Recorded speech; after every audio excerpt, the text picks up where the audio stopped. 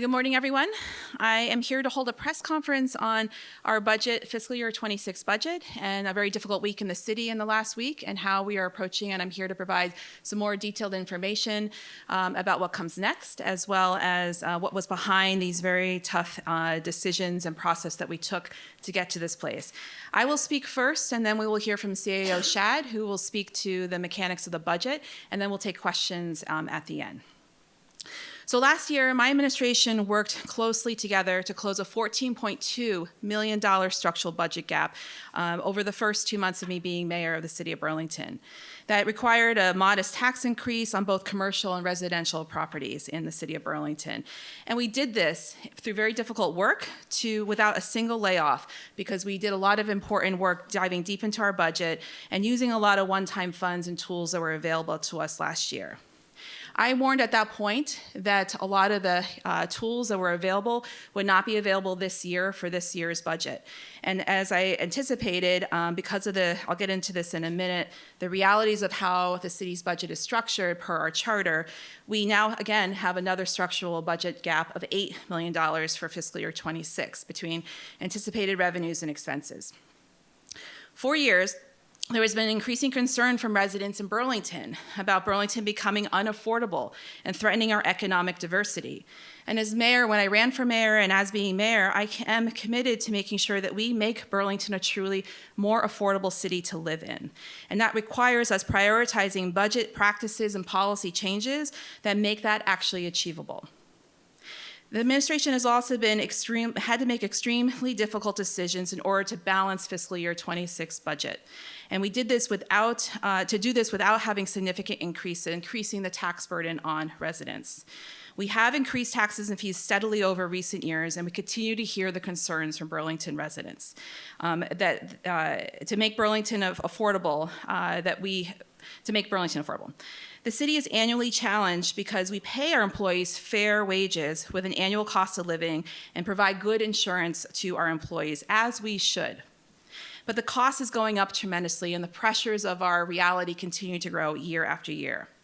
We also have a structural budget gap caused by an outdated charter for the city of Burlington that does not allow property taxes to support city expenses in a fair and predictable way for residents and the city government. While the budget gap for fiscal year 26 is smaller than last year's, as I mentioned, the options to close the gap are much fewer, with one-time funds having dried up, and this will require us to reduce programs and services and staffing. This is also going to include a local tax increase of a modest amount. We're trying to balance all these different pressures all at the same time. There is really no other path forward at this point without causing another significant tax increase for residents and commercial properties. Last week, I made the very difficult and the hardest decision yet as mayor of the city of Burlington and announced the elimination of 25 city positions. This included 12 union positions and 13 non-union positions, including management positions. 7 of those 25 positions were vacant. We offered the impacted employees 60 paid days at their normal salaries, health insurance through the end of July, and accrual of sick and vacation leave and retirement over those 60 days. After those 60 days, they were then allowed to be paid out the accrued time they have earned based on their service to the city of Burlington. We offered career counseling at the expense to the city to offer them support in transitioning into other city roles or elsewhere into other jobs outside of the city of Burlington. And then, of course, unemployment information as well. As these are layoffs, unemployment is a benefit offered to these individuals. As mayor, I take very seriously our obligation to be good stewards of city resources, including taxpayer dollars, while building a government that is able to deliver the core services efficiently and effectively to residents and visitors. I also take seriously our obligation to city employees. This budget proposes no major changes to health insurance benefits for the vast majority for all of city employees. It does no change to our city's generous and very important paid family leave program, no changes to our retirement, and no changes to the COLA increases for non-union employees. And we did not ask unions to reopen their contracts to do any clawbacks for benefits that we've already bargained and salaries that we already bargained and committed to city employees. We've also worked to add retention strategies for employees to grow within the city, worked on reclassifying to make sure people are paid fairly for their work as work has changed, and make sure that people continue to, and then we agreed to generous union COLA increases in the last 3 years with the unionized staff of Burlington, which includes significant COLA increases, a 20% increase for the BPOA, which are police officers, their union, 19.5% for BFFA, which represents our firefighters, 15% for our ASME, which represents the bulk of our city employees, and IBEW and all non-union employees also receive that 15%.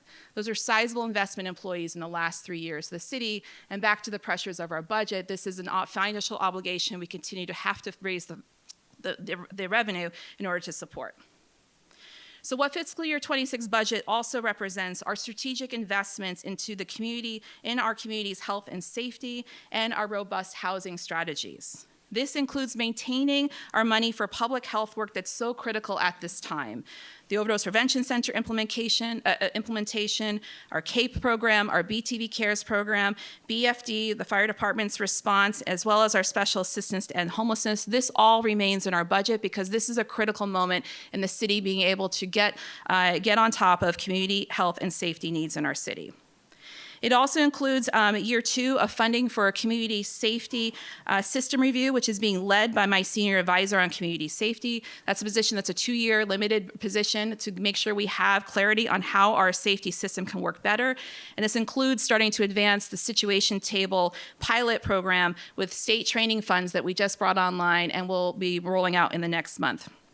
This budget also includes an investment in housing by creating only 1 new position related to creating a new senior advisor on housing strategy to help the city create an innovative strategy around housing production of all types. We do not currently have that strategy, and there is no way we can meet the high goal that has been set by the state for our portion of increasing housing so that folks have ample access to housing and affordable housing at that. This budget also includes a first-time significant increase in our partnership, critical partnership with the Howard Center. We have a 20-year-plus partnership with Street Outreach, which helps keep folks supported in our downtown and throughout the city. The Street Outreach team has only received about $80,000 a year since I was a city councilor almost 20 years ago. For the first time, are doing a significant increase to support that critical work. Finally, or 2 more things, we are also funding 10 additional sworn officers in our budget to get us to a head count of 73, and also 50 professional staff within BPD. And then finally, in terms of our rate programs, for our electric department and our water division, we're expanding our ratepayer affordability programs through hard work from BED and DPW to make sure that our water and electric utility bills don't become unaffordable for working class folks. This budget also represents my first deep effort to right-size city government through using 2 initiatives, our Modern Govs initiative as well as our service inventory assessment, to really get clear about what our core services and how we're delivering those core services more efficiently. We analyzed programs in every single general fund department, ensuring that we were considering reductions as fairly as possible. And this begins to prioritize affordability by increasing taxes no more than is absolutely necessary for city residents. Under this, the city has until the city has a local income sensitized municipal tax system, for which we don't have right now. When people look at their tax bills, that exists on the state side. It does not exist on the local Burlington side for taxes.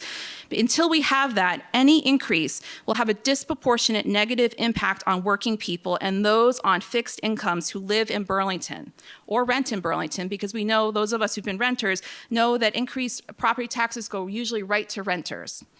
This budget is designed with this inequity in mind, and with a continued commitment to develop new tax policy through charter change and ordinance changes to create a fairer tax system.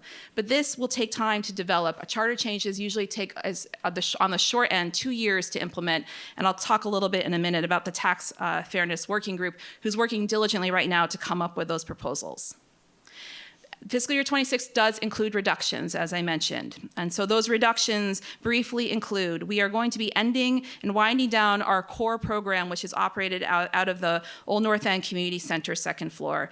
We'll be winding down by September 30th, but this does include senior center programming, and we're working currently with the Heineberg Center, for which we also financially resource each year, to create a transition for about dozen seniors that we support at the core program.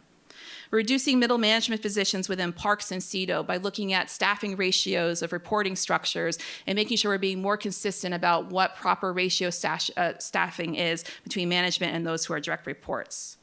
We're reducing BCA Art Gallery adult education programming in this building as part of BCA's contribution.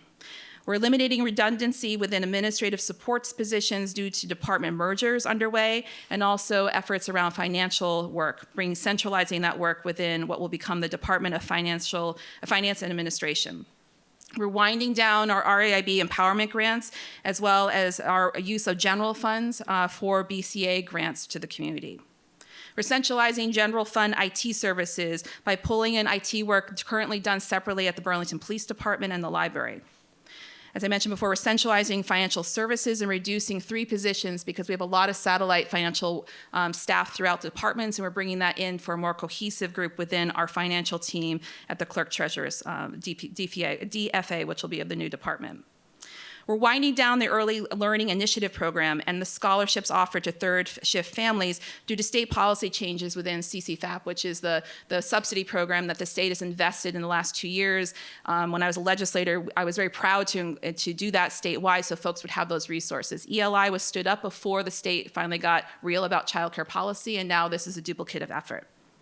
The 25 positions we eliminated were across 7 general fund departments, reducing staff within BCA, CEDO, BWD, DPI, Burlington Police Department, Burlington Parks, Recreation, and Waterfront, and the library. As I mentioned before, these are 25 total positions, 7 were vacant currently. This includes 4 part-time positions and 21 full-time positions. Some of the work that was being done by these roles, specific to language access, trusted community voices, will be moved into REIB. And when we look at our language access policy, there's a reference to REIB. It is a more a natural fit, I believe, for trusted community voices and our language access work to be held within that department. Without these staff and program reductions I just itemized, the city budget would have had to raise approximately $3.9 million more, $3.9 million more in additional revenue. This would mean a 0.065 cent increase, which equates to about $325 more annually on a home of about $500,000. $325 more on people here in the city of Burlington to come up with. As mayor, I've remained committed to transparency with the public, with city councilors, and our city unions. The current charter directs the mayor is charged with preparing a budget and presenting it to the council by June 15th. We presented an initial budget overview back in January of 2025, an update in March, another update in April, and regular updates through Board of Finance on how we were doing or tracking revenues with fiscal year 25, as well as our spending. We provided Modern Gov presentations in the fall and spring and gave budgetary updates through the caucus system within city councilors regularly. For the rest of May, we will continue doing budget presentations every Wednesday and engaging the city council, and that includes May 14th, the 21st, and the 28th. Finally, a little bit more context. I've lived in Burlington for 20 years, and in the last 3 years, I have seen the property tax, we've all seen property taxes go up in fiscal year 23 by 6%. By fiscal 2024, another 6%. And by fiscal year 25, my first year as mayor, we had to increase by 11%. This is completely unsustainable for working people. The city has grown unsustainably over the last 9 fiscal years by adding 98 full-time equivalent positions funded by our general fund. These are the general funds that are generated only by taxes.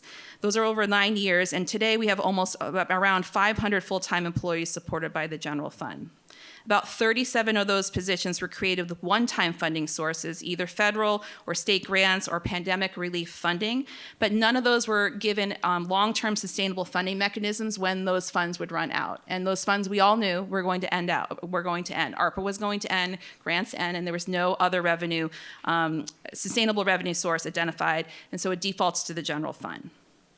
To wrap up, before we hear from Katherine Schad, our CAO, I want to say I'm looking to the future to make sure that we improve our process. This has been extremely difficult as a first-year mayor to navigate 2 very difficult budget cycles, and we can do and we must do better in terms of our process. In the future, we'll be building a multi-year budget so we can have more predictable and strategic conversations around tax increases that are needed, how that interfaces with our bond obligations and our partnerships with the school district, how we understand staff growth decisions that are being made in 18 different departments and how that impacts the bottom line overall. When we work in silos, we often don't really take to account how much that totals up over time and the ongoing financial commitment that takes to make sure we can maintain that to the employees and to the city. And finally, also looking at programs and large projects and the impacts that they have on future projects or future budgets, and being much more clear and predictable about that. The future upkeep, the maintenance of things like Great Street, Main Streets, we have to be taking that in mind when we decide to take on a large undertaking. I also just want to remind folks, on Town Meeting Day, as we're preparing for Town Meeting Day, we had 3 sizable bonds that we asked voters to support. And making that determination in the lens of affordability, we had to make sure in order to advance our critical priorities around housing and climate and community safety, which are reflected in what those bonds included, those infrastructure bonds, we had to get real and right size our general fund side of the budget, because everything at the end of the day goes to the feet of taxpayers. And so to get the support of taxpayers, we worked hard not to propose a general rate tax increase to voters at the same time. This is part of my commitment of affordability to voters. We also started, as I said, the service inventory, which is a first-time activity for the city to get very clear and really be surgical about what is a core service in the city of Burlington. Is it required by our charter? Is it required by ordinance? Is it required by a city council resolution? To make sure that we be being very specific about where we could do reductions and be very careful about our approach. And as I mentioned, the Tax Fairness Working Group is expected to bring back its recommendations at the end of June, and I expect that they will offer recommendations on how to create a fairer system, one for which we can make sure that when we do tax increases in the future, it is a fairer process for folks so we don't price people out of Burlington, continue to price people out of Burlington, and can raise the revenue needed to run a modern city that really meets all the needs of folks who are both residents and visitors to the city. So with that, I'm happy to take questions at the end, but I'm going to pass it over to Katherine Schad, our CAO, who will give a high-level view of the budget, and there'll be a larger presentation tonight at the City Council meeting. Katherine, right there. Thank you, Mayor. Excuse me. All right. So as you will see on the slides, a lot of this echoes what we heard from the mayor. Priorities in building this year's budget. Affordability, that is foremost the number one.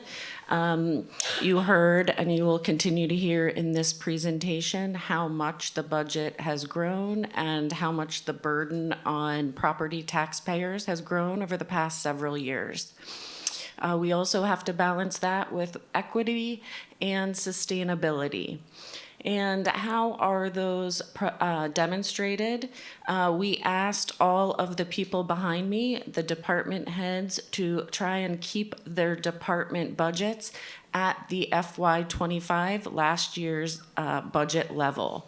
That is very difficult because they all have to take into account not only inflation, but the cost of living adjustments that have already been bargained by the unions and which we also apply to non-union employees, as well as the annual steps that our employees are eligible for.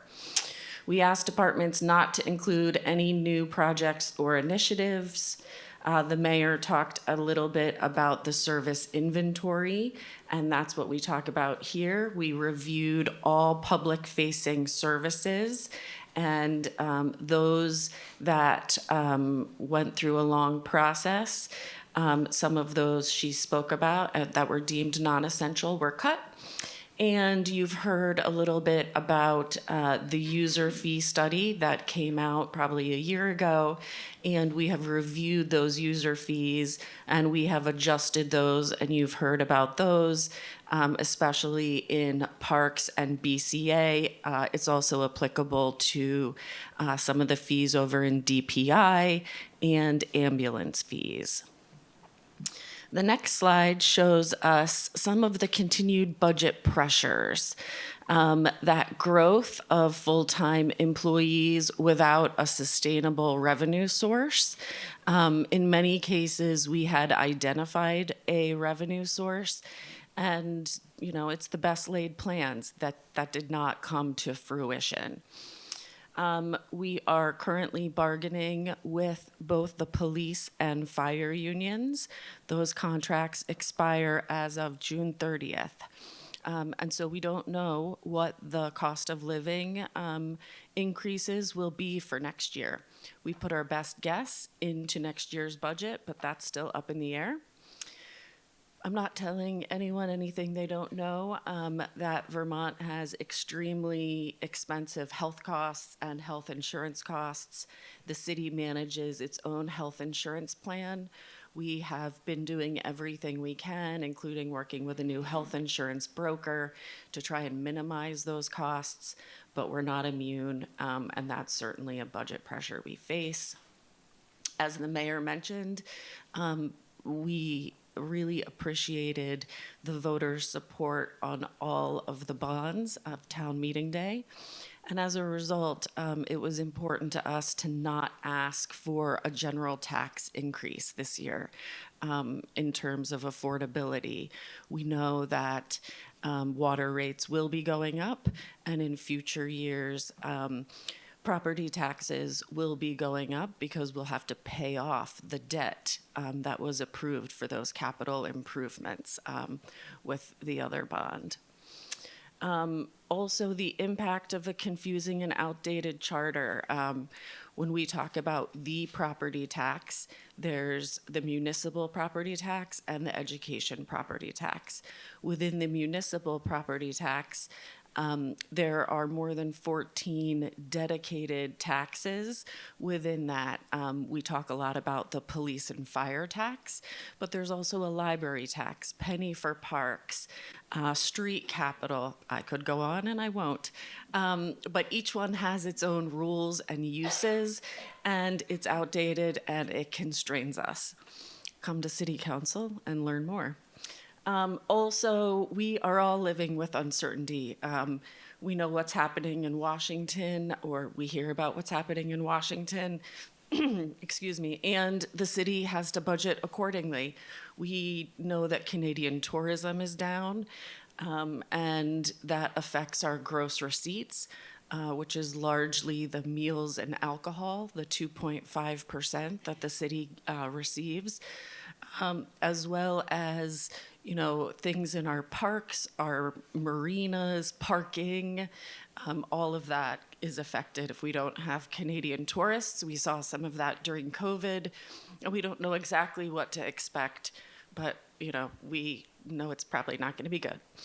Also, federal grants. The city does have federal grants, and so that's a factor.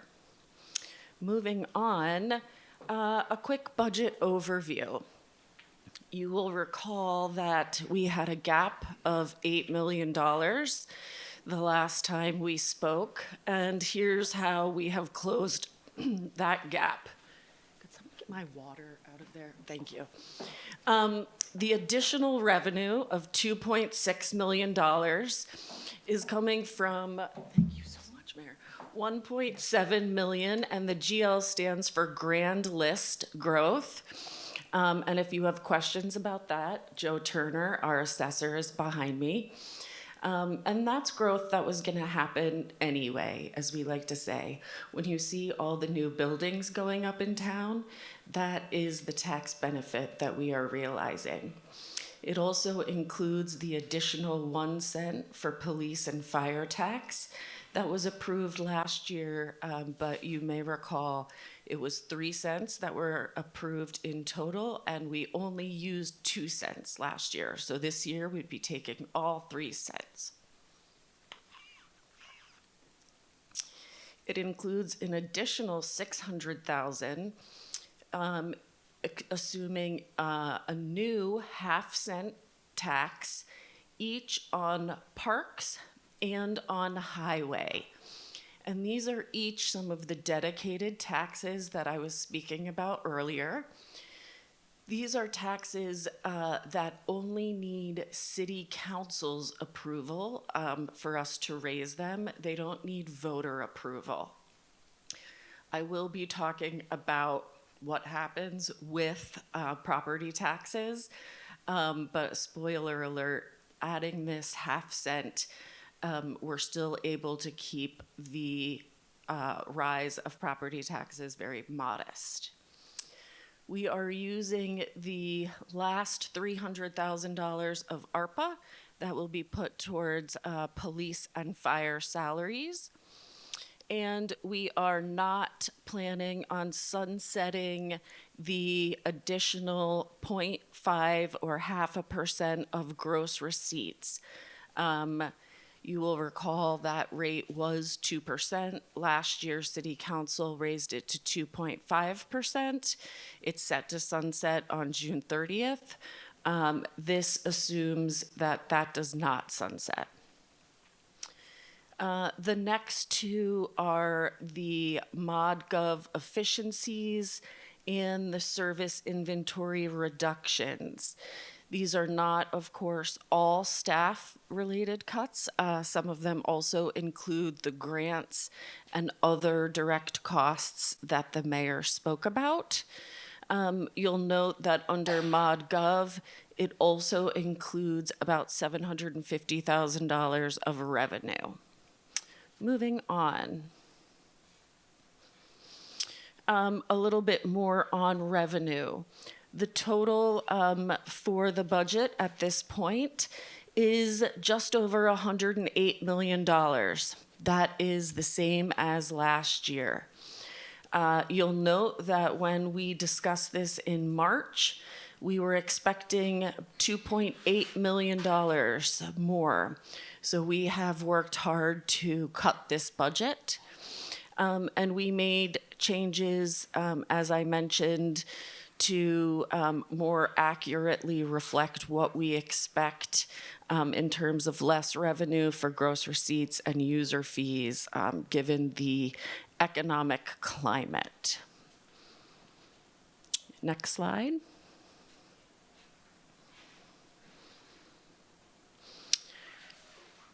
A little bit of detail, most of this the mayor spoke about. There are 25 positions affected. 7 of them were vacant. There, I think, is a typo here, and it should say 12 union and 13 non-union. And there are all staff were provided with 60 days of notice, equivalent to severance pay, and they were still accruing retirement and I believe vacation in those 60 days. And then they are paid out for all accrued leave. We pay union and non-union, we treat them the same. Health insurance continues through the end of July, and we also offered outplacement resources to help affected employees find a new job. Here is the tax estimate. This is the city-only tax, not the education tax. This is our $500,000 house example. And when Emma spoke earlier about that 6%, 11% increase, that's what it looks like on your average house. You know, about $200 in those first years and then $400. And in real terms, you know, you went from a $3,300 tax bill to over $4,000. And as you can see, this year we're pleased it's a $35 increase. I don't want to say it's nothing, but over the course of a year, that's $3 a month or a little less. And we've worked hard to try and stabilize that, understanding that affordability is critical to the residents of Burlington. And here's a quick summary. We did prioritize affordability, really clarifying the core functions and really modernizing city services. And you'll hear more about that in the coming weeks. We have saved $3.9 million in part by reducing these general fund positions. The loss of ARPA and the assigned funding that we had was made up for with growth in the grand list. And that is why we were able to have a small increase in the municipal tax. And I think that's about it. Oh, the timeline. As the mayor mentioned, we will be submitting a budget to City Council by June 2nd. If you're eager for more information before that, you can come back tonight for City Council, and then every Wednesday, we are continuing the series to do a deep dive for every department's budget.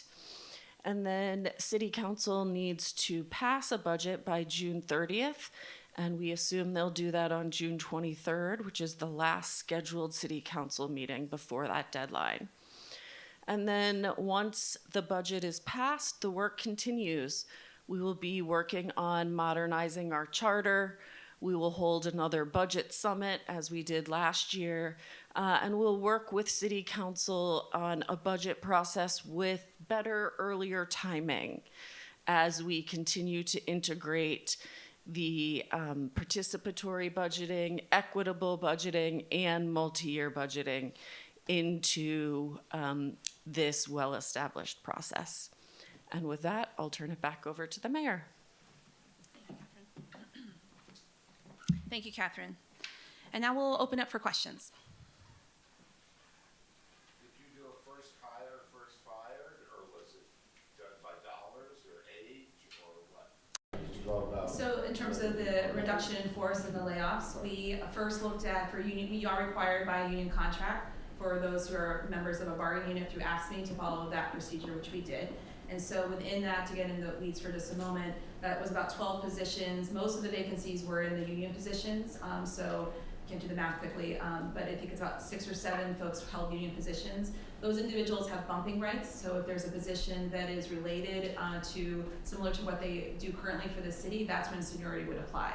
The other 13 positions are not unionized positions, and so what we did to be as fair and generous as possible with severance, follow the same exact policy in terms of payout for 60 days of full pay, insurance all the way through the end of July, accruing sick and paid leave as we outlined on that slide throughout those 60 days, and then for more senior employees, they, per city policy, our personnel policy, are paid out of all of the accrued sick and vacation leave that they've acquired, and retirement continues until those 60 days as well in terms of accrual. So in terms of the non-union positions, that's when the service inventory applied in our modern gov work that we were doing, looking at ways we can be most impactful on what are the core services for the city. We looked deeply at what is required by charter, what is required by ordinance, what is required by city council resolution, what has grown outside of those core commitments to residents and visitors over the growth of those last 9 years I mentioned, because there's a lot of things that have been stood up that we could not sustain. So that is where so we looked at the positions that we did decide to reduce in terms of non-union and union for that matter, where there might be duplication or where we had to make a hard choice and wind down a program because it was not something that was essentially a core function of city government. I also want to be very fair to make sure we looked at levels of all up and down the organization, including ratios for management and ratios for staff management, who's direct reporting. It's widely different throughout departments, and I was treating every department similarly by looking deeply at that for this budget to find those savings. And did you hit every department, or was it? We looked at every general fund department. Mayor, you mentioned on Friday that these reductions are effective immediately. How is that the case, seeing as how council hasn't even weighed in or passed this budget yet? So per the charter, and Jessica is here, yes, so per the charter, I'm my city attorney, much like in how the governor prepares a budget on the state level, it is charged to the mayor and the administration to prepare a budget. And so we have prepared that budget, and we also have, as I mentioned, a union contract for which we have to abide by in terms of any layoffs and that RIF procedure. We also wanted to create a process that we felt was as fair as possible for any non-union. And so we presenting this budget, we presented it in executive session, the layoff proposal to city councilors a week ago. We met with the union, all unions actually last week, before meeting with impacted employees to make sure there was notice with those critical partners. And it is a compressed timeline. But what I will tell you is that the budget process, as we've mentioned before, is not one that is where it needs to be in terms of elongating this process and giving the legislative branch, city council, more times to be a deliberative partner with us, even if the charter currently says it's the mayor's prerogative to advance the budget. I want to improve that. We have to modernize this budget. It's ridiculous, frankly, that the mayor doesn't even have to deliver a budget until June 15th. That would give council 2 weeks to deliberate on a modern day city's budget. And we did a deep dive in many ways on the splinter taxes looking over 100 years. The last time there was a comprehensive update to the city charter was back in the 50s or 60s, I believe. Mayor Moran was the mayor at the time.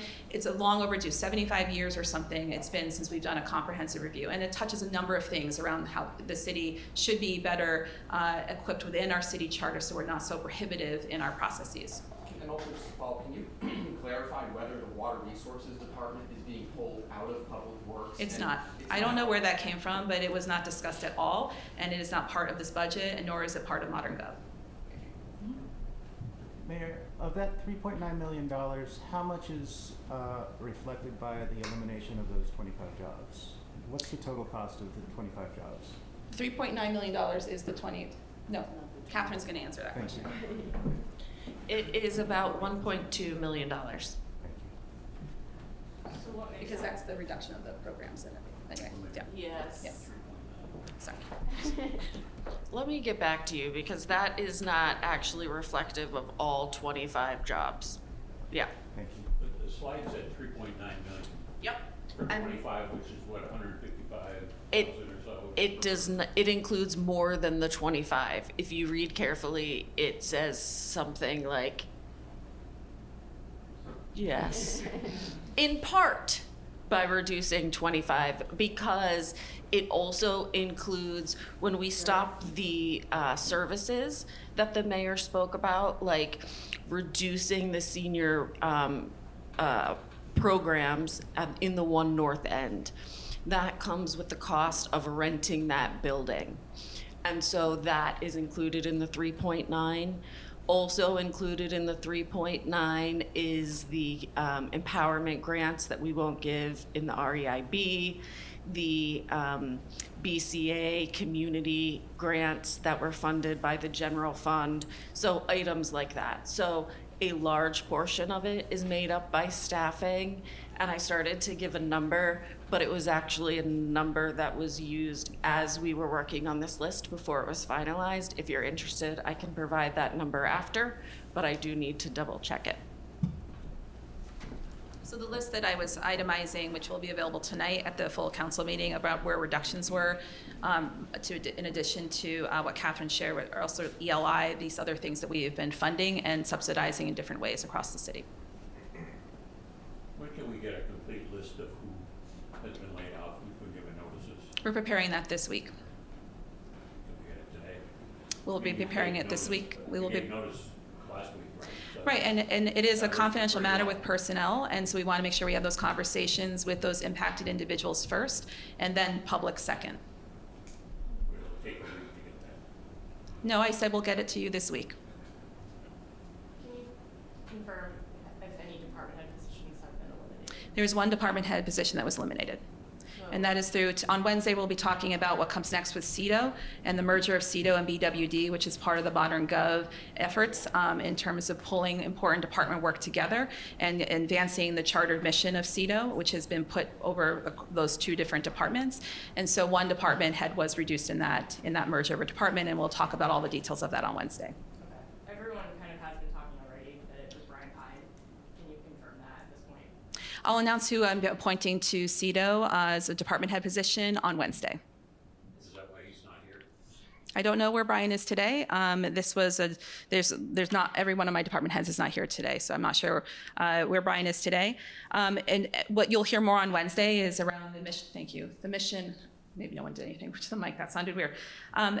In order for CEDO to move forward, there's a lot of transition expected for bringing two departments back together. And so I was looking for a leader who has the experience and the skill about leading through transition, and also making sure that we can more ambitiously advance my second priority related to housing. We have so much to do around housing that requires innovation and outreach and engagement and new methods. And so that's what will be reflected in my Wednesday discussion.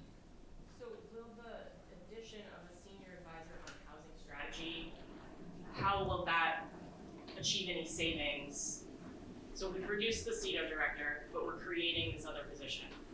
What's the net? It's a department head, and the CEDO salary is a public number, so it's about $156,000 position.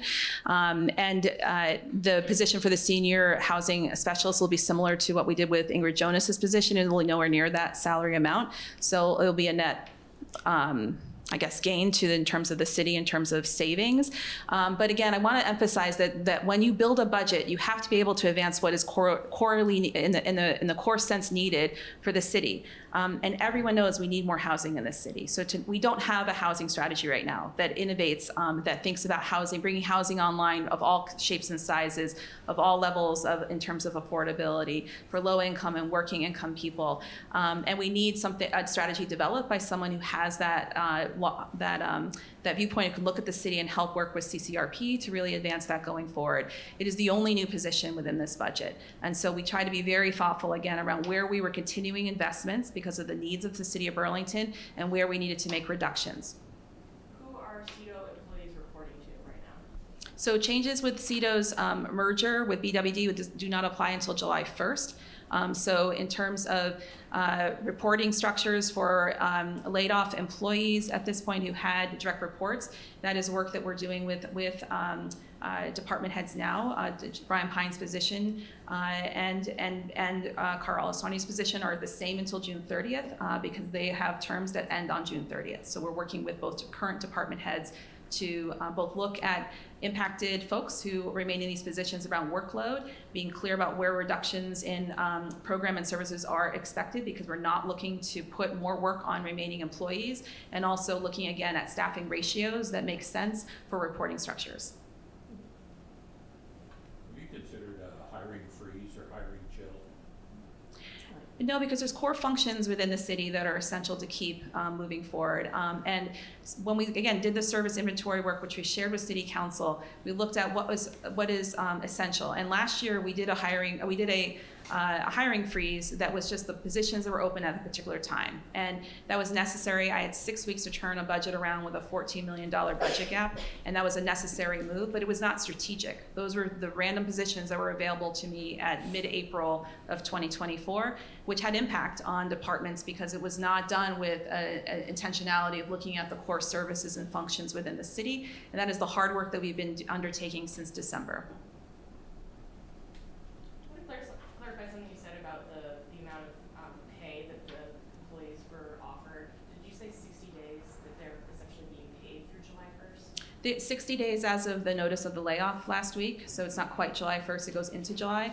Full pay at their current salary, still accruing their paid leave during those 60 days, and then health insurance through the end of July. Okay, so given that, why were some of them asked to be terminated effective immediately if they were essentially being paid through the rest of the fiscal year? So when we were first of all, I want to say that the city of Burlington does not have any RIF policy written. This is a process that is new to the city, at least in recent memory, which is a challenging reality. There are a lot of policies and processes, I've been surprised as mayor, do not exist here. The budgeting process has not been a strong one in my assessment at this point. We're trying to improve and create a lot of processes while doing very hard things. In terms of the notice and then asking folks to end working at that point were for two primary reasons. One, we wanted to be fair to impacted employees. This is a life-changing moment.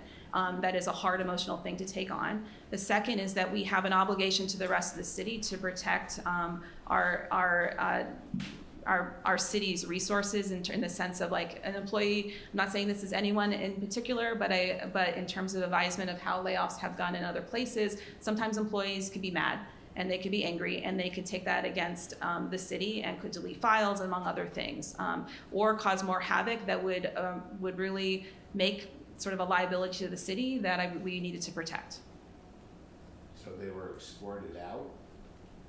They work with their managers, and then when they were a union position, they had a union steward there available to them, as well as HR. And folks in our director of HR could speak to the process a little bit, but we try to do that as respectfully as possible. That's a yes. People were escorted out. They were offered time to come back and clear out their offices at a different time as necessary. We're following up with conversations as we outlined around job counseling and support and all the other benefits we're offering folks during this difficult time. Go ahead. I was just gonna say, can you speak to some of the, what will be lost, as far as some of these programs and services that are being cut, like what will be the impact of, ending the lease at the Old North End Community Center, for example? My understanding is that a lot of people use that space.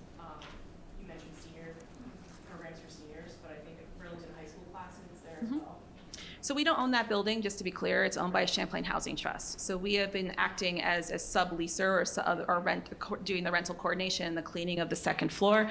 That work is work that we're going to be working with that partner, CHG, to transition out of the leased work that we've been doing in that space, and then working to transition the senior programming to the Heineberg Center, for which we also financially support and have for years, to make sure that, and that Heineberg Center supports many more seniors than the core program was supporting. So we're working on that transition now.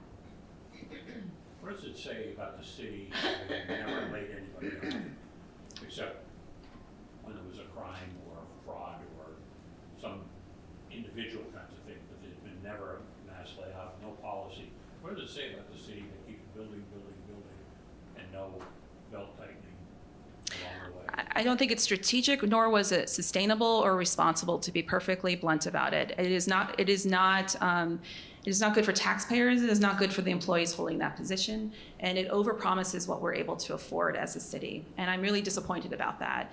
I didn't know that as a resident before I became mayor, and to grow 98 positions without a sustainable off-ramp, especially with ones that were directly funded from one-time funds, 37 I believe was the figure, it was not good planning. And we're trying to right that by not only making sure we have fair and predictable processes that are fair to employees and build off of what unions have been able to bargain for the protection of their members, but also making sure we're putting processes in place where we get multi-year budgeting so we can anticipate something like this much more far in advance, but also make sure we have policies that look comprehensively. I've chaired Board of Finance now here for a year now, and individual requests come in from individual departments. And for us to have a more coordinated understanding, to quote former City Councilor Sharon Busher, to understand, she frankly has been sounding the alarm for the many years she has been a leader in this community around the adding of each of these positions does ultimately add up, and we have to understand the comprehensive impact that has on the general fund, and we're going to do better.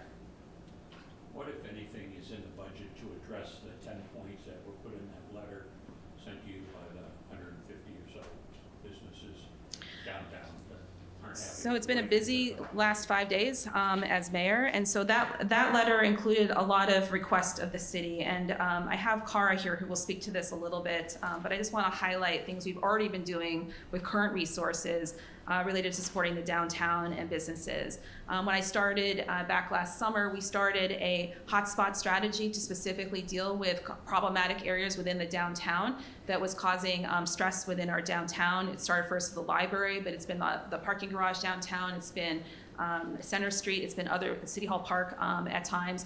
So that work has been something that we have been coordinating across departments and getting results that will hopefully advance the solutions for preventing those behaviors from happening and putting resources into certain places like the parking garage.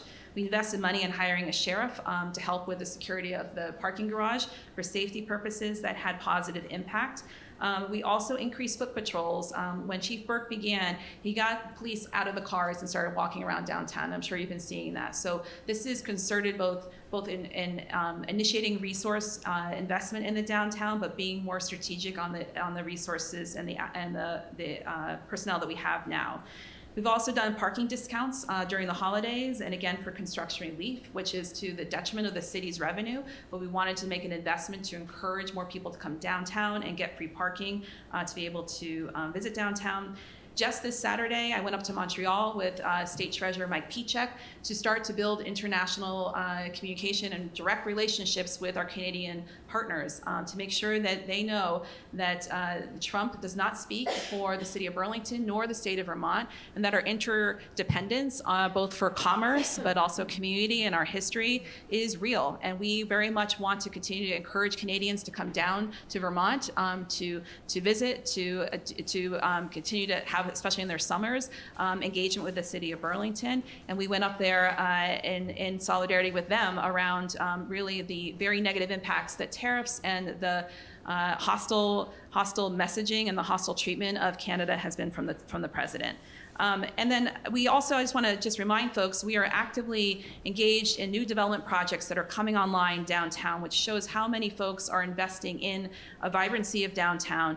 City Place is about to open its first building this summer. It will have about 50 or 60 housing units there and a hotel. The Post Apartments, the walls are up. That will be opening towards the end of 2025 into early 2026 with more people living downtown. The old Y is about to, you'll see outside work soon, but the inside has been gutted for more housing to be developed there.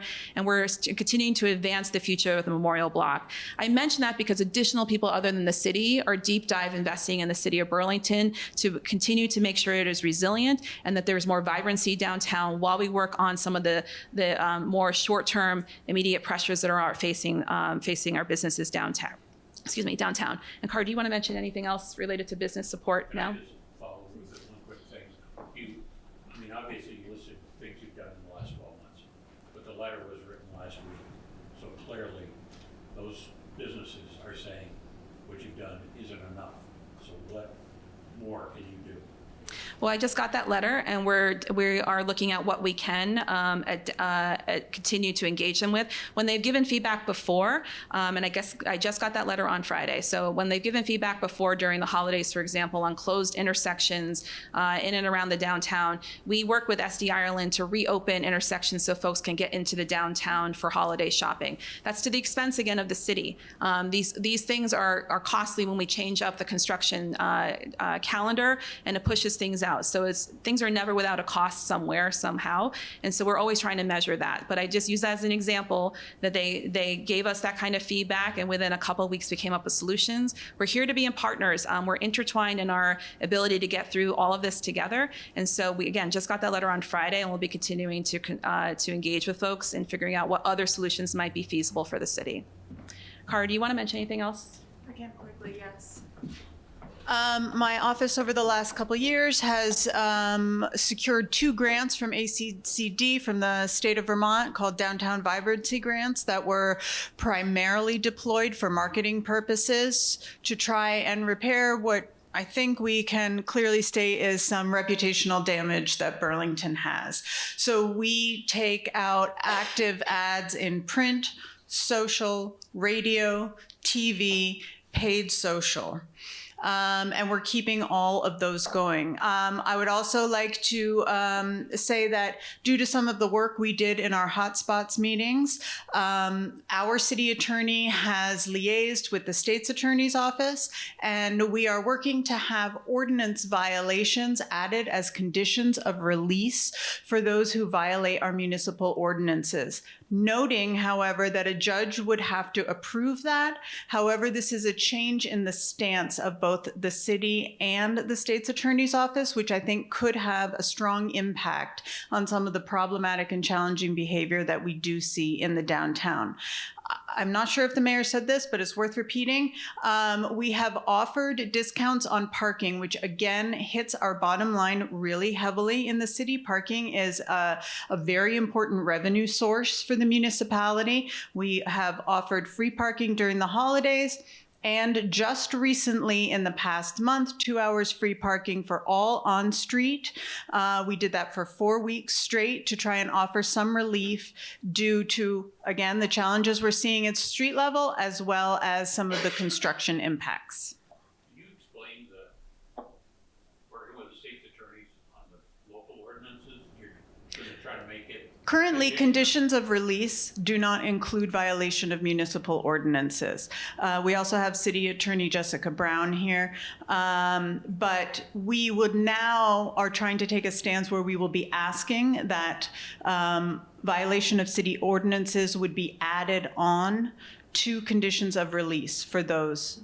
Do you understand the state's attorney's office does not even ask that no new crimes be committed by the person? So now you're gonna ask that they not drink in public? If you would like to speak to the state's attorney's office, you may. Well, I'm asking you, how are you gonna get the state's attorney? to I have enforce emailed the with the right- state's attorney. Thank you. Mike, be respectful, please. I am, Try again. Try again. I asked, Well, try again. I'm going to answer now. Try again. I'm asking, the state's attorney's office does not impose no new crimes. They do not ask to, the judge imposes. The state's attorney's office does not ask no new crimes be committed. So how is the city of Burlington going to ask no drinking in public or any of the ordinances that you're going to ask about? So as Cara mentioned, and as our city attorney will mention as well, right now municipal violations of municipal ordinances are not included. So this is a coordinated new effort with the state's attorneys to add that to conditions of release. The state's attorney has only been using state laws. There are different law systems to make sure this is part of it, to try a new strategy to make sure that when people are being impactful on local issues such as drinking in public or trespass or whatever the violation of a local ordinance might be, that would be considered by the judge, and we would make the case collectively when we have a working police department with our state's attorney to make the case that that'd be a violation of a condition of release for an individual. But the judge does not impose that. Maybe the chief could answer that. You've seen it plenty of times. You can't get them no new crimes as being a simple condition. Judges won't impose that. Let's be clear, I don't answer for any judge. No, So I we've seen a lot of challenges, right? at the But has the district police court. asked the state's attorney to impose or to seek that the person not commit any no new crimes? I mean, it seems like a pretty obvious We do work, condition. on certain cases, we do work with the state attorney directly. The only other time that we're really engaged with any conditions being set is if we call after hours for them. And you're not Other seeing questions? that. Other questions? Mayor, with the charter change that you mentioned it's a long process. What is your thought process or your confidence level that the legislature and the governor will actually sign off on something like that? I'd imagine the idea to make it more fair might run into some opposition in Montpelier. Sure. So as you know, I'm a former legislator. So the charter process is an interesting one within the legislative process and with the governor. We have an interesting relationship with local control, where sometimes we embrace it and sometimes we say we're not going to allow local communities to advance a new policy idea. Burlington has often been in the lead in terms of putting new policies forward, and where we started with our charter change process. Banning smoking in public spaces, for example, is one. I hope we're halfway through the process in the legislature right now of prohibiting firearms in places that serve alcohol. It has passed the Senate, is currently in the House. So these are things that are not state law. They should be state law and should be advanced. I would imagine we will have to make our case, but I also want to remind folks that there is income sensitivity with the state side of the property tax bill. So this is not a foreign concept to the state legislature and governor. And if anything, in the last election cycle, affordability was a major issue said loud and clear by voters. And so I would hope that we would be able to make the case, not only we have to make the case first to city council and then to voters here locally, but that with the reality of the economics that are partly driving our fiscal year 26 challenges, that folks would understand we need modernized tools that reflect the high cost of living in Vermont and also the wage gap that exists for many working people. I don't know what's going on with this mic, but anyway, so that is our approach. But that's also why I said at minimum, it's a 2-year process. I don't want to overpromise to folks that we will magically be able to fix all of our budgeting process issues and also have a fair tax system within a year. That is not feasible. You mentioned that 35 positions added over the past roughly decade were funded by federal grants. Were any of the 25 positions that were eliminated, did any of the 25 positions that were eliminated include any of those 35 unfunded positions? I don't have that list in front of me, but we can get that information. So will be presenting, as I said before, the list of the full RIFT of layoff list of individual positions, and we can also note which ones were related to one-time funding. I want to repeat myself, though, that we did look at all positions, whether they were created 2 years ago, 5 years ago, or long ago, and looked to try to be very fair across departments around what is a core service of the city, and looking at other elements around ratios of staffing in terms of reporting structures, as well as things that we simply need to end because it's either done by some other entity within the city, or the city meaning the community, where there was a duplication and where we had to get more streamlined in how we are supporting folks, seniors, for example.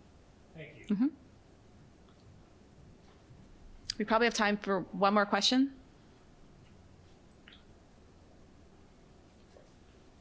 Okay, well, thank you very much for coming. As I said, tonight we will be a full city council presentation on the budget, and then we will have another specific press conference on the CEDO-BWD merger and what's coming next for that and very important department work on Wednesday. Thank you very much.